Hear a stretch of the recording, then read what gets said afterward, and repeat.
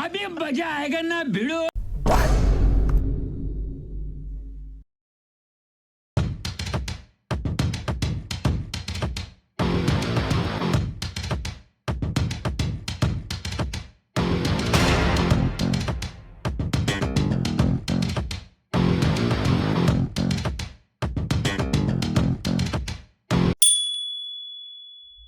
So let's talk about a film that doesn't just aim big. It practically dares Bollywood to really catch up. There are films you watch, and then there are films that you really experience. Dhurandhar the Revenge firmly belongs to the second category, but not without leaving you really conflicted, shaken, and honestly a little overwhelmed. Because here's the thing, this isn't just a sequel trying to ride on the success of its predecessor. It's a film that demands your attention, tests your patience, rewards your investment, and occasionally frustrates you for expecting more. It's loud, it's violent, it's political, it's ambitious to a fault, and yet you can't look away. Right from the first hour, the film pulls you in with a gripping emotional core. You are introduced to a man broken beyond repair, a backstory that genuinely hits hard, and a transformation that feels both tragic and terrifying. There's a certain rawness to it, a sense that this story is building towards something monumental. And for a while, the film absolutely delivers. But then something shifts. The film starts racing really fast. Scenes just fly by. Characters appear and disappear. Massive events unfold, but before you can process them, they're already gone. It's ironic because despite being nearly 4 hours long, Dhurandhar often feels like it's in a hurry. And that creates a strange disconnect as you are watching something huge but not always feeling the weight of it. Yet, just when you think the film might slip, it pulls you back in, especially in its second half. And in that explosive final reveal, trust me, that twist, that's the kind of moment that reminds you why we still go to theaters. Whistles, cheers, and goosebumps all over. At its core, I feel this film is a messy brilliance. It doesn't always work, but when it does, it really roars. And when it doesn't, well, it keeps you hooked enough to stay till the end. So now let's break it all down as there's a lot to unpack. The ambition of a film. One thing you cannot take away from Dhurandhar is its sheer ambition. This isn't just a sequel, it's part of a much larger vision. The fact that this story was originally conceived as a massive multi-hour narrative already tells you the kind of scale the filmmaker was aiming for. And you feel that scale throughout the film. There is geopolitics, espionage, gang wars, personal revenge, ideological conflicts, and constant blurring between reality and fiction. The film tries to operate at multiple levels simultaneously, and that's both its biggest strength and its biggest weakness. At times, the detailing is so sharp that it feels almost a documentary. You really start believing in the world, the operations, the networks, and the consequences. But then suddenly the film swings into exaggerated cinematic territory, where logic takes a backseat and an absolute spectacle takes over. And strangely, it somehow works for the film. Not always, but often enough. Because it doesn't want to be realistic all the time. It wants to be cinematic. It wants you to feel the intensity, not just understand it. And in doing so, it creates moments that are undeniably powerful, even if they are not entirely believable.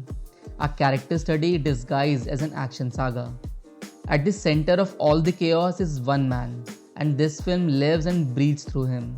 Every frame, every major moment, every emotional beat revolves around this central performance. And to be fair, it's a performance that deserves that spotlight. The journey from Jaskirat to Hamza is without a doubt the most compelling aspect of the film.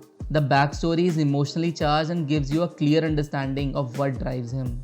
This is not a hero in the traditional sense. This is a man shaped by trauma, fueled by rage, and sustained by purpose. There's a certain level of unpredictability in the portrayal. You don't always know how the character will react, and that keeps you engaged. And what makes it fascinating is the duality of it. On one hand, you see the glimpses of vulnerability, the moments where the human side of him tries to break through. And on the other hand, there's this brutal, almost animalistic side that emerges when he's in action. But here's where the film falters slightly. Despite having so much time, the emotional exploration sometimes feels surface level. You understand the character, but you don't always feel him as deeply as you should. And that's because the film is often too busy in moving the narrative forward. Also, due to this dominance of one character, the supporting characters really don't get enough room to breathe. Some of them feel underutilized and some others feel like missed opportunities. And that creates a significant imbalance. Because while the protagonist shines, the world around him doesn't feel as alive as it should.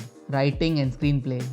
This is where the film becomes truly divisive. On paper, the story looks incredibly rich. There are layers, connections, callbacks, and a sense of overarching design. You can actually see the research, the effort, and the intent. But the execution, that's where the things get a little shaky. The first half especially relies heavily on montages. While they are stylish and energetic, they often replace the deeper narrative and storytelling. And instead of experiencing those moments, you just end up watching the summaries of them. And that's really frustrating.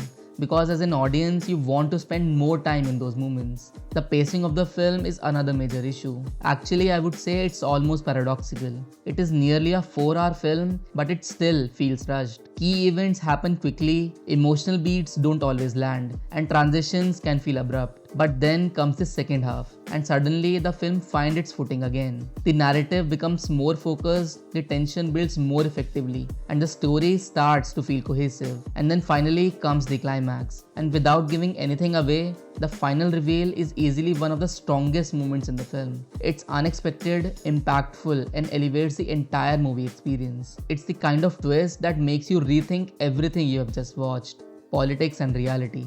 One of the most interesting aspects of the film is how it blends real-world events with fictional storytelling. There are references to major political developments, real incidents, and socio-political issues. And while this adds a layer of authenticity, it also raises questions. There's no subtlety here. The commentary is direct, sometimes even heavy-handed. The references to real-world events and political decisions are woven into the narrative. At times, it adds depth and context, but at others, it feels like the film is pausing its story to make a point. This messaging can feel on the nose to some people, and the subtlety that worked in the first part is not always present here.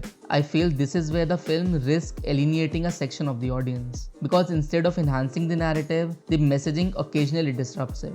Lack of emotional connect. Probably the biggest issue, especially for a film driven by revenge and personal loss, the emotional impact should have been stronger. There are moments in the film that should hit hard, but they don't quite land. Part of it is the pacing and its focus on spectacle over emotions. Also, the part of it is the constant introduction and elimination of the characters, which makes it really hard for the audience to form the lasting connections. So now turning to the marks of the film, I would give this one an honest 7.5 out of 10. I think Dhurandhar 2 is not a perfect film. It's uneven, it's overstuffed, and at times it loses sight of what made the first part so compelling. But it's also bold, intense, and unapologetically cinematic. It gives you moments that stay with you, performances that demand attention, and the climax that makes the entire journey actually worth it. In my opinion, it may not surpass its predecessor in every aspect, but it does enough to justify its existence. And more importantly, it proves that big, ambitious storytelling in mainstream cinema is still very much alive. Pakistan का मुस्तकबिल अब हिंदुस्तान तय करेगा. So now that concludes few of my thoughts and view on the film Dhurandhar The Revenge. In my opinion, go into this with expectations but also with some level of patience, because this film doesn't just want to entertain you, it wants to overwhelm you, and depending on how you receive it, that might just be the movie's greatest strength. You too, please share your thoughts in the comment section of the video about this film and let's have a healthy discussion around it. Also, if you have enjoyed this overall discussion, please show your support by hitting the like button and subscribing to the channel for more content ahead. Do follow me on my social handles at Cinesamvad for short reviews and cinematic insights. Thank you for watching. We'll meet in the next one. Cheers.